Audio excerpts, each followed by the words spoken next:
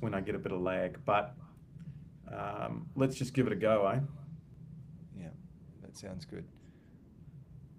We can always pause, yeah, and try something else. Okay, so we will kick off in three, two, one. Well, I'm really pleased to welcome a special guest now who's going to join us, or who has joined us, uh, John Steenhoff from the Human Rights Law Alliance. John, I've met over a number of years now through uh, various things we've done in the sexuality and human flourishing sort of space, especially around recent laws in our country, in New South Wales and Victoria, regarding conversion therapy. But John speaks nationally and internationally, particularly around freedoms of speech and issues of law and faith. Probably broader than that now. I see you pop up all over the place, John. Thanks so much for taking the time to be with us today. Thanks, Paul. It's great to be here with you. Terrific. John, we are sitting on the cusp of some big news. The Supreme Court of the US is likely to present its findings in the case of Charles versus Salazar. I think it's due sometime between maybe March and June, I guess is the best estimate. And what's this case all about, and what does it mean, and what might it mean here in Little Australia? Paul, this is a really interesting case in the US. It's in the space of what medical treatment we give to gender confused children. You've, of course, heard of conversion therapy ban laws, which we do have in Australia, and which have been around a lot longer in other jurisdictions, including in America. And this is the idea that we shouldn't use counselling to try to convince confused children about sexual orientation or gender identity, that they should try to resolve those issues in a way that's consistent with classical orthodox teaching, or with the Bible, or indeed just with good psychological principles. Charles and Salazar is a challenge to some American state laws. In those laws, it says not only can you not use aversion therapy, things like electric shocks or ice bath treatments, or withholding food to deal with people's attractions. It says you cannot use any therapy. So you cannot use any sort of counseling or talk therapy with someone who's confused to try to resolve issues they may have with same-sex attraction or with gender confusion. And Charles is a counsellor, a Christian, who is challenging that, saying that that breaches First Amendment rights under the US Constitution, that is, rights of freedom of speech. And the court's going to look at the balance between the rights of therapists to give people the help that they want, and not for to be imposed upon by the state, for the state to intrude in that space and say, no, you can only counsel one way and in accordance with this one ideology on these issues. The indications from the hearing of the case are that we can expect a decision that's going to uphold the rights of people who have unwanted same-sex attraction, or who are experiencing gender confusion and want to decide for biological reality, to be able to get counselling to help them deal with the psychological struggles that they have. In other words, the court is going to overturn the state law that compels counsellors and practitioners to go with trans dogma, and instead allow them to use good clinical principles to be able to help our young people who are struggling with these issues. Mm-hmm. One of those good clinical principles may be best communicated in the phrase client-directed therapy. What's the big deal there? Why is client-directed therapy the higher standard than state-directed therapy, and why should that matter to us, for someone who's interested in how people receive therapy? The first thing is that people are autonomous. As Christians, we believe that people are created in the image of God, and that comes with an inherent dignity and an inherent freedom of conscience. So that within proper boundaries, within an ordered, free society, people should be able to live according to their deeply held convictions and not be compelled by the state, particularly in disputable matters of ideology, which is why one would definitely prefer client-directed therapy to state-directed therapy. Now, even better than that is truth-directed therapy, which agrees that there are objective standards of right and wrong, of truth, of reality, and that seeks to, with a client who is willing and is participating in a voluntary way, address concerns that person has about their sexual attractions or about their self-identification and try to conform those to actual reality. This has become a particular area of focus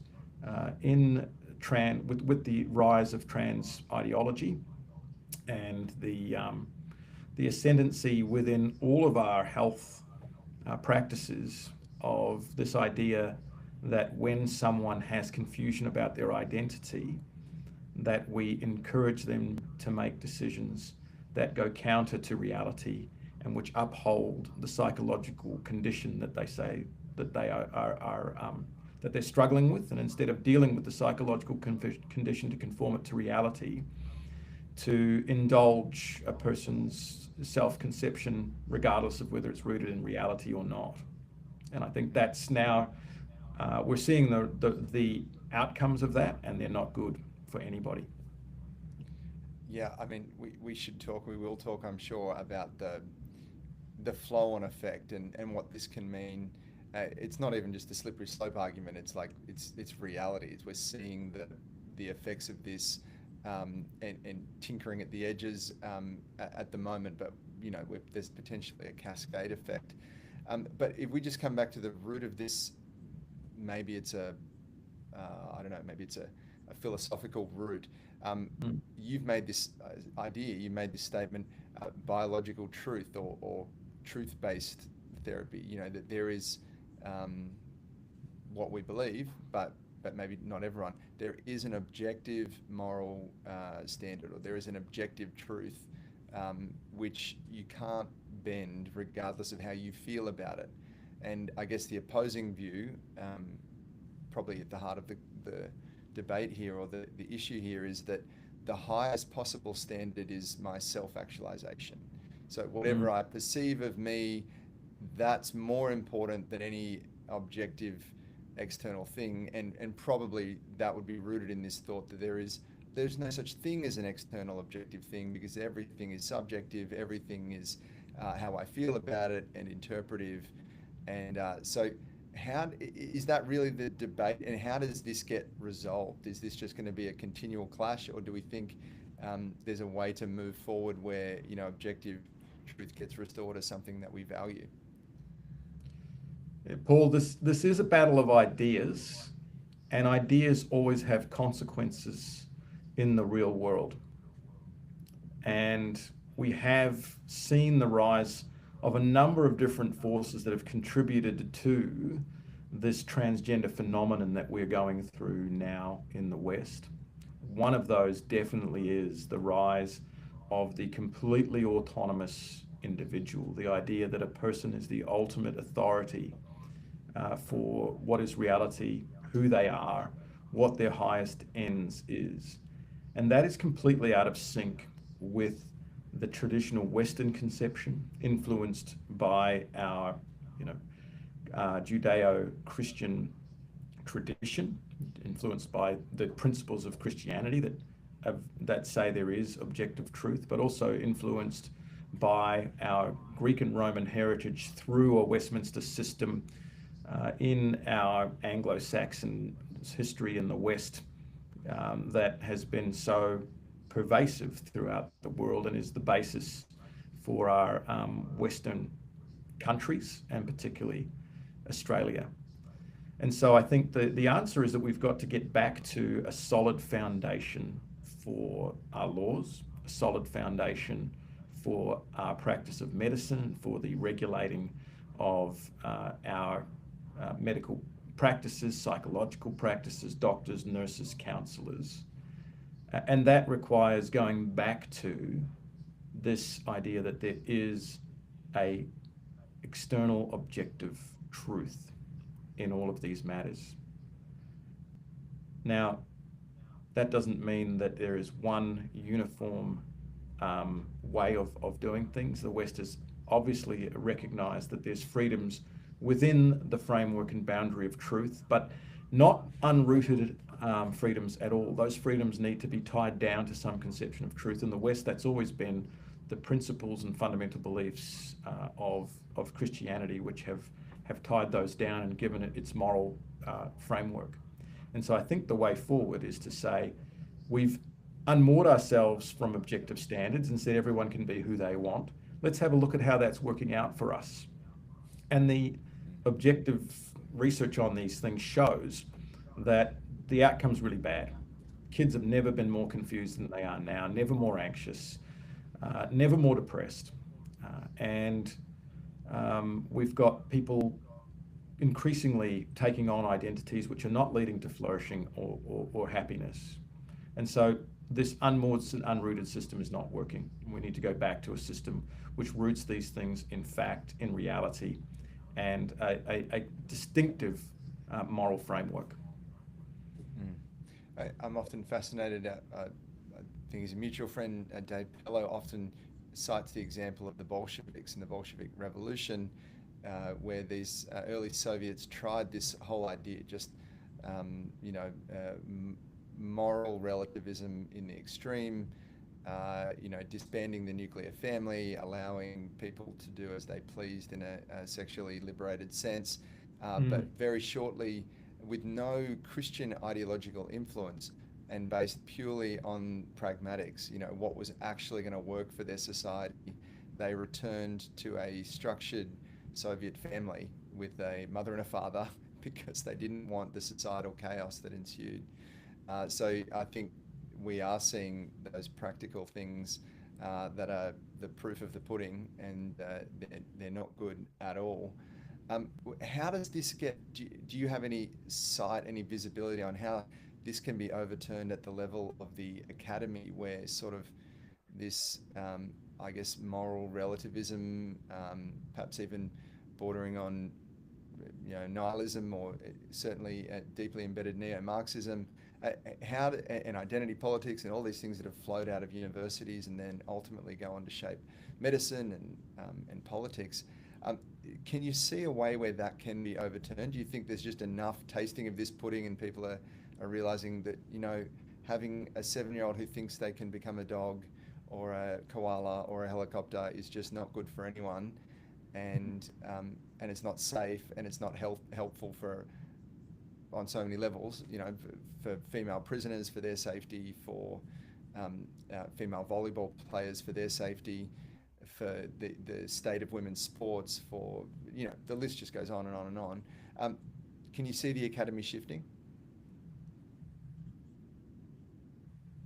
Well, a movement in the academy is going to require a lot of just courageous, clear, and convicted people to be coming through and standing for truth. At the moment, those people are cowed into silence in many places. And the work that we do as a litigation firm is standing alongside students, faculty members, people who've been cancelled for trying to stand up for truth within the academy or within our education system. It is a long-term project. It's not one which is going to be, I think, effective if we use revolutionary means that break institutions. It might be the starting up of new institutions. There's a lot of people who've been speaking about how we do this and who are trying to progress a renewal of the academy to restore a space where there is genuine exchange of ideas and debate, because there is definitely room for these ideas to be put forward, and for those who are advocates for this kind of worldview to exchange ideas. But at the moment, we have an academy that suppresses any opposition under the guise of safety, of bigotry, And so we don't have the true robust exchange of ideas. It's a very fragile ideology. These individualistic autonomous ideologies that transgenderism is part of. And the only way they can really be protected is by cancelling and silencing voices and censorship, which is what we're seeing. So we need to start to push back at that. And that requires courage at all levels. The way we're doing that is through litigation. Yes, it does really require just a bit of steeliness, I suppose. And I mean, it's just so predictable. If you ask a question, maybe it's philosophical, maybe it's in regards to the nature of truth. These are often abstract and traditionally what you thought the arts faculty of a university was to discuss big ideas. But very quickly, if you begin to ask questions, you know what the labels are going to be. You know, you are paternalistic, outdated, white Christian. You're not welcome at the table because you're white. Your whiteness prejudices everything you say. You can't comment on that. It's just bizarre that the irony of this new breed of totalitarianism is lost on most. You know, like, because you're oppressive, we're going to make sure that everyone is re-educated according to the truthful way. You know, it's like the worst forms of Soviet agitprop just made common in our faculties, and all to fight the supposed oppressors. So anyway, what I'm getting at is I think people have developed or had to develop a comfort with being called the usual labels and not being too stressed about that, I suppose. You would have seen some very courageous and maybe represented some very courageous individuals. Do you have any highlights to share, or maybe just those stories that could help us develop that same steeliness and boldness and courage and self-sacrifice? Because I think it's so important, you know, like Fox's Book of the Martyrs and other things that Christians have read over the years, just to see people willing to take a stand that helps us all rise up in our courage.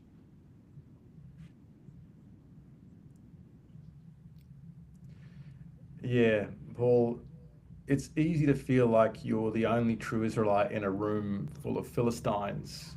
In many of the social settings in the public square, in the digital public square. And so to sort of self-censor and to silence yourself.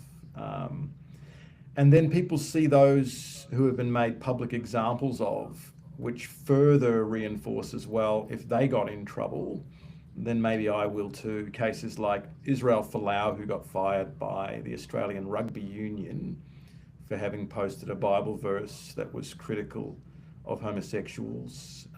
People like the Manly Seven, who were in trouble for not wearing a pride jersey in the rugby league a few years ago. There was, of course, Archbishop Julian Porteous in Tasmania, who was taken through a discrimination tribunal in a case where he had written a Catholic document that talked about the Catholic beliefs about marriage for the Catholic students at a Catholic school. And an activist got hold of that and took a complaint against him and used lawfare to effectively try to silence his debate at a time when marriage was right in the centre of debate in Australia. We've stood alongside all sorts of courageous everyday Australians who have taken a stand and sometimes unexpectedly got in trouble. For instance, university students who have been in conversations with other residents in their university accommodation about topics such as transgender, abortion, homosexuality. Others have taken offence and complained that that breaches the code of conduct, and they've been kicked out of their accommodation. Lecturers who've been the subject of campaigns by their students because the students have found out that that lecturer believes in sex realism, that your sex is something innate, objective and biological. They've taken offence and taken complaints through the university system. Employees of corporations where someone has complained about their own personal social media feeds, things they've been saying about political and contentious social issues, which has led to them losing their jobs and getting fired. So this is something that is happening in Australia and is part of the attempts to censor speech, confident speech by convicted people about important issues that we need to be able to speak about if Australia is to remain a thriving society. Yeah, I just completely agree with that summary. And I think coming back to Charles versus Salazar, we don't have a First Amendment protection of free speech. But there is something that I believe is strong and true in the Australian psyche still, despite the onslaught of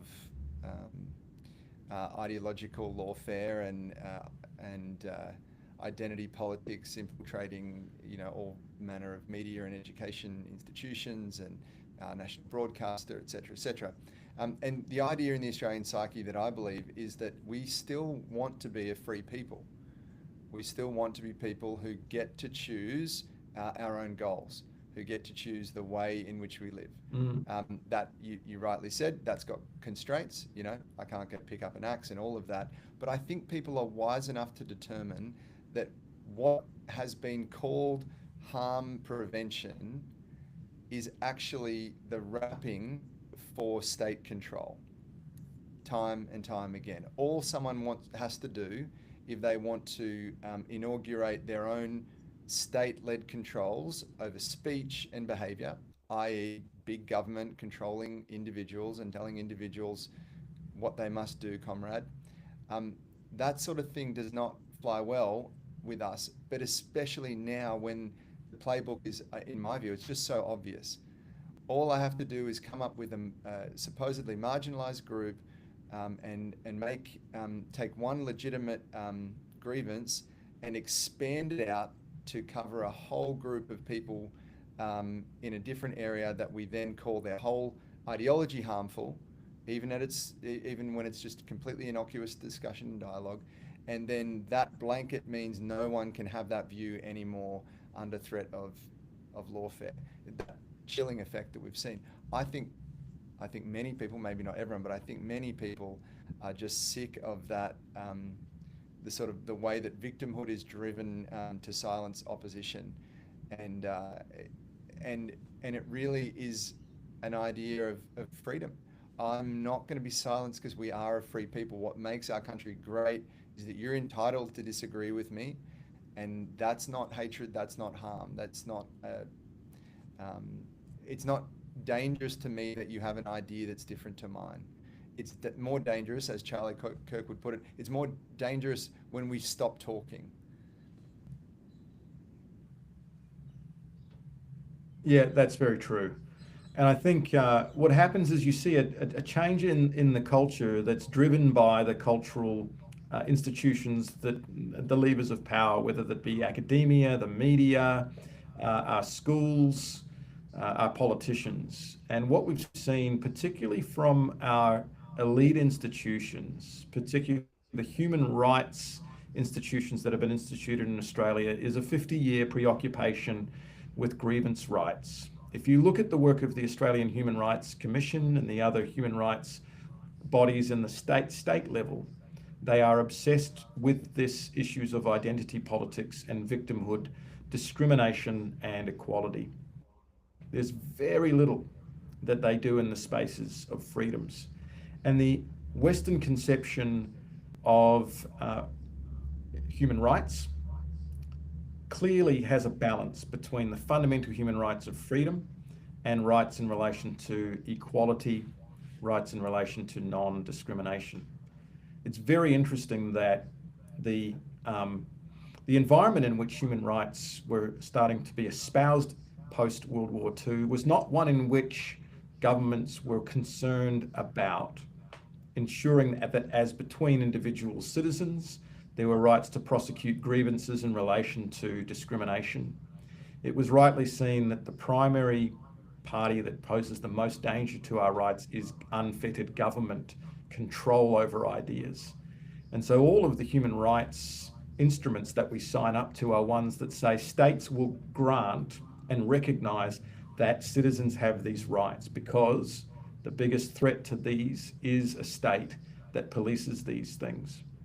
I think we've lost that because we've become a culture that is obsessed with safety, with psychological safety.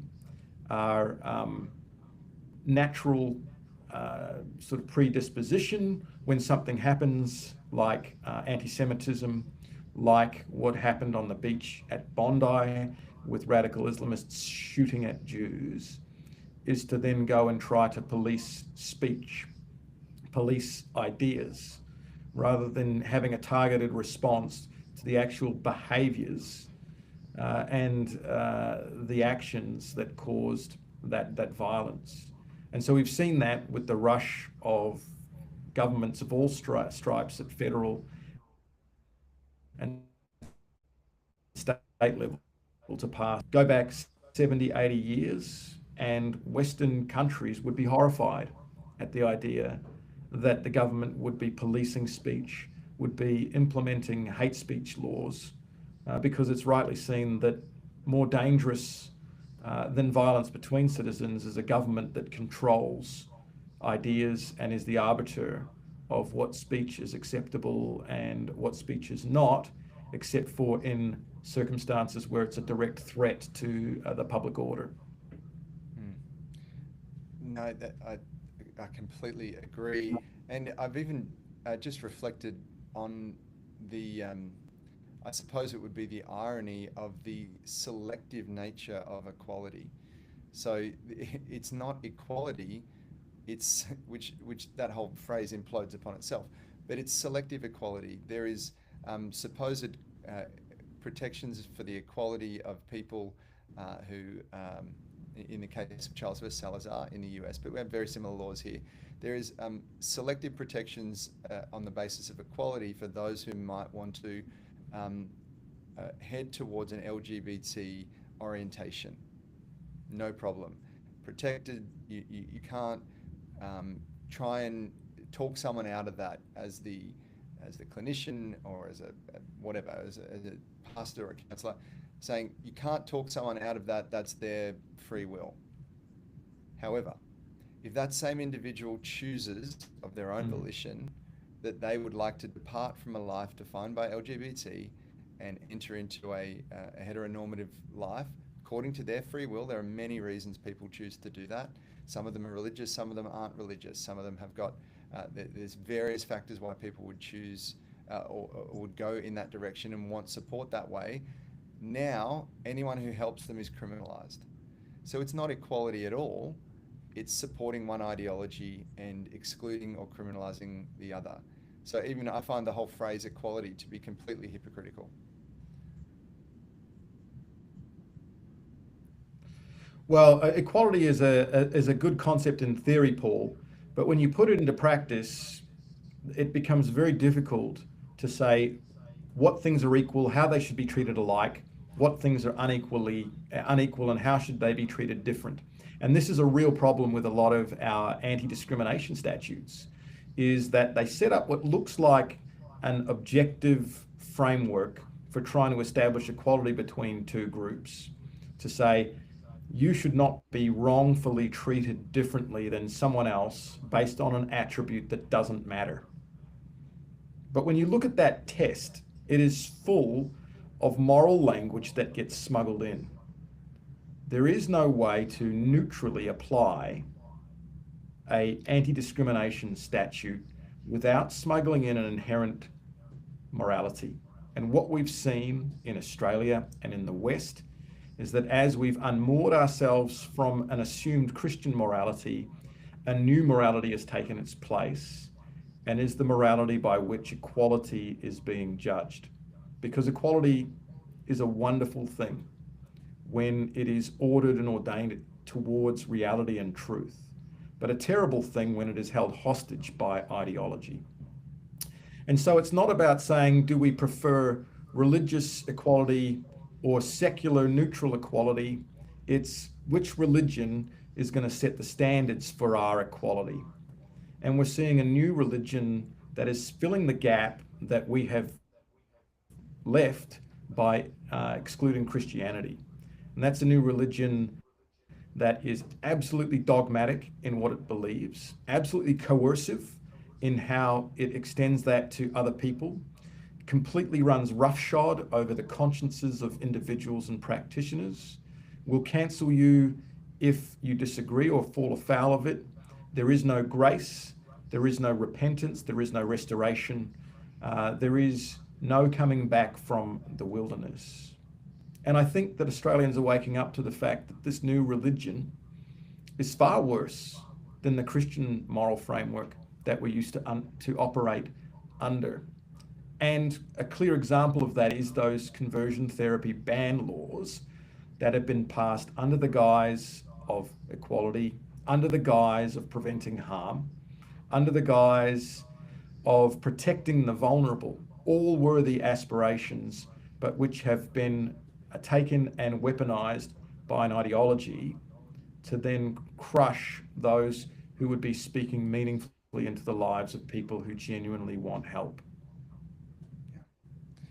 Yeah, that's right. And politically, it's such an interesting time. We're watching this, in my view, being played out in the polls. We see the rise of the One Nation Party. It's not a particularly Christian party, at least on the surface, but it is appealing to something in the Aussie psyche that says, I miss how things were. They were better before. There was something good about the cultural fabric of Australia. Now, it didn't have to be uniform, but it wasn't so obsessed with multiculturalism that anything about Judeo-Christian heritage needed to be stamped out as oppressive. It was actually just gave credit to our history. We've got blights in our history, we've got bad things, but we're also a very wonderful country. It's why people want to come here.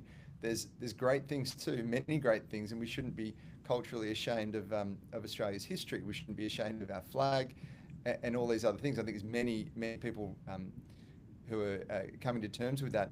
I would just make the point, we shouldn't get nostalgic.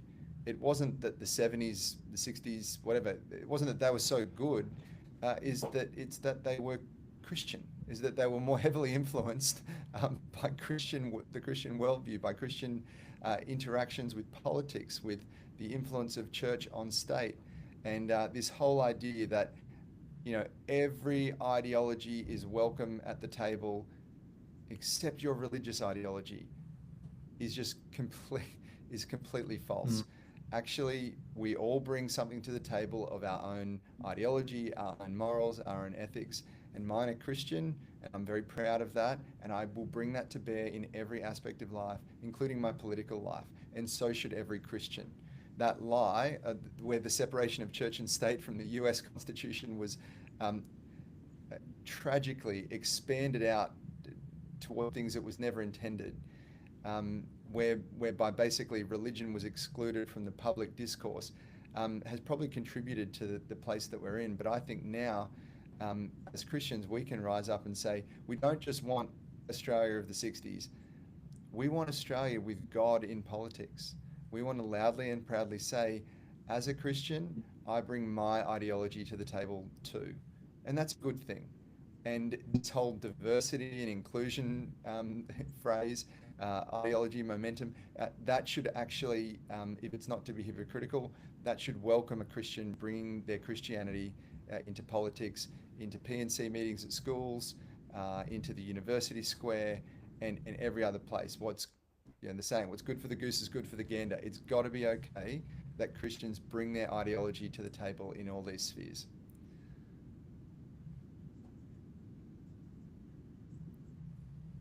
Yeah, I agree, Paul. I think what we've seen is that we've got political movements which have tried to detach themselves from the root of Christianity but retain the fruit. Like the prodigal son leaving his father, he's got all of these riches and they don't run out straight away. He gets to party for a significant period of time as if he still has a connection and a plug in to the source of those riches, but it's a finite amount it doesn't last very long, and all his friends are gone by the end of it when he's feeding pigs in a field. And I think culturally, we had the luxury of unmooring ourselves from Christian foundations throughout the late 20th century, pretending that we had this neutrality, but that movement is now running out of steam. And we're seeing that you need to, as Bob Dylan said, you've got to serve somebody. You've got to have something that is the underpinnings for a Australian society. And we've got three choices, basically. One is renewal, one is decline and disintegration, and one is just being usurped or taken over by another more vital culture. And it'll be interesting to see whether which one of those three pathways Australia goes down. And my view is that any renewal is going to have to require a recentering back from this sort of managerial, technocratic, secular approach to politics, government, and culture. And it's going to have to be a system firmly rooted in a shared morality and in a truth. And that truth, to be truly flourishing, has to be one that brings back to our Christianity. Well, John, we'll wrap up shortly, but with what you've just said then, it's actually a stunning picture for where Australia can go, for what we pray and hope and actually believe can be our future. To someone who might be listening, they're a person of faith, what could they do? How can we all play our little part in restoring Australia to godly ordinances and to the flourishing that comes with living with righteous laws? How can we play our part? What can we do?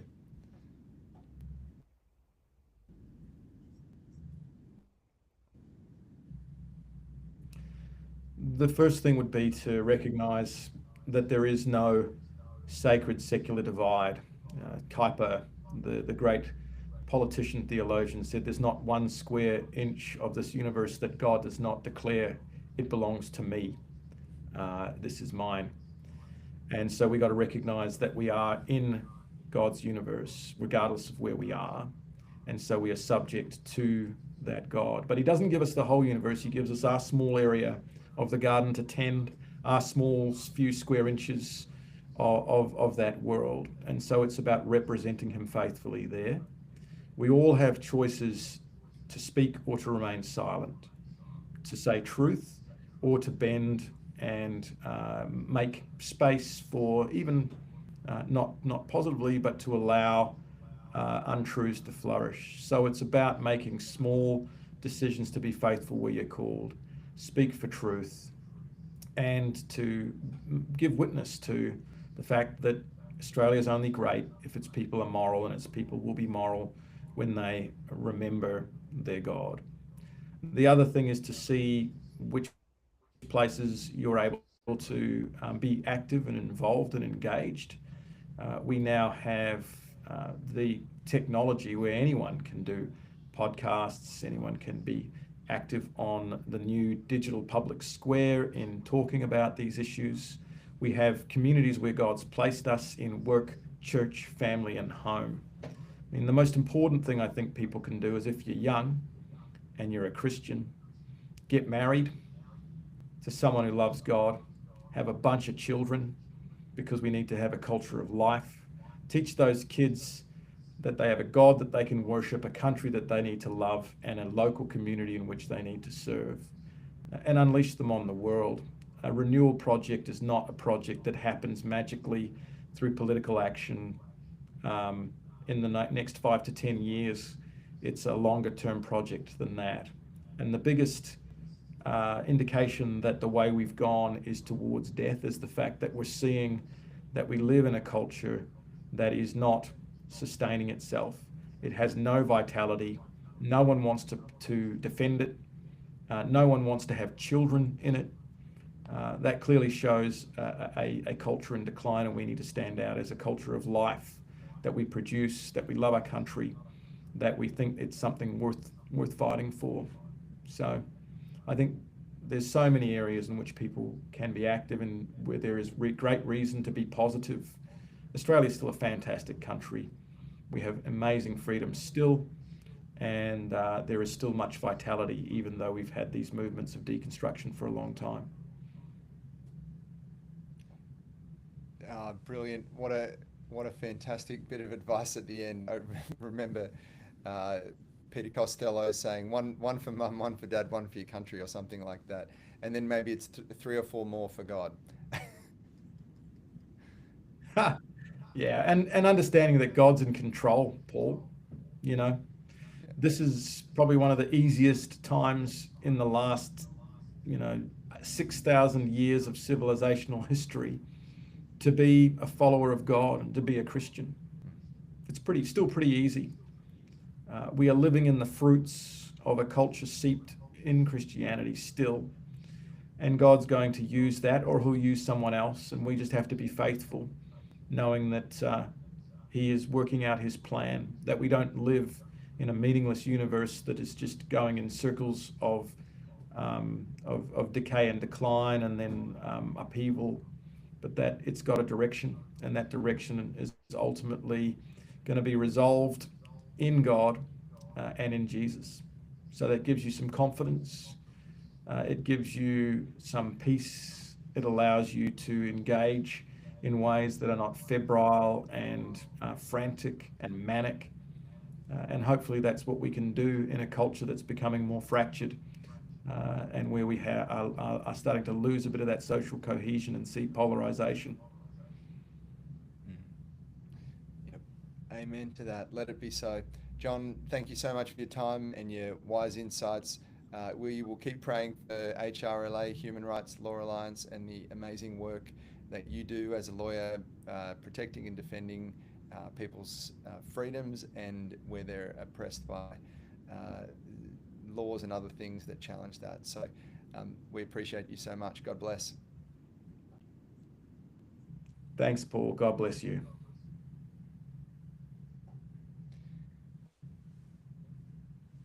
Cut.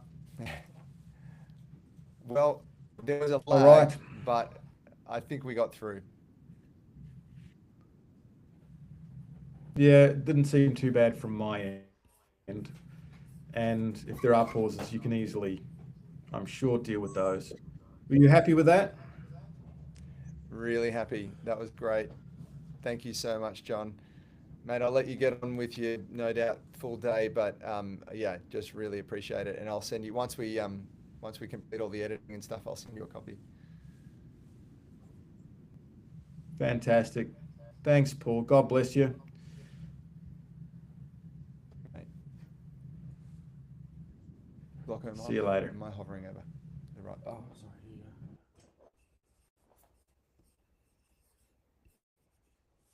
Oh, I gotta stop down here.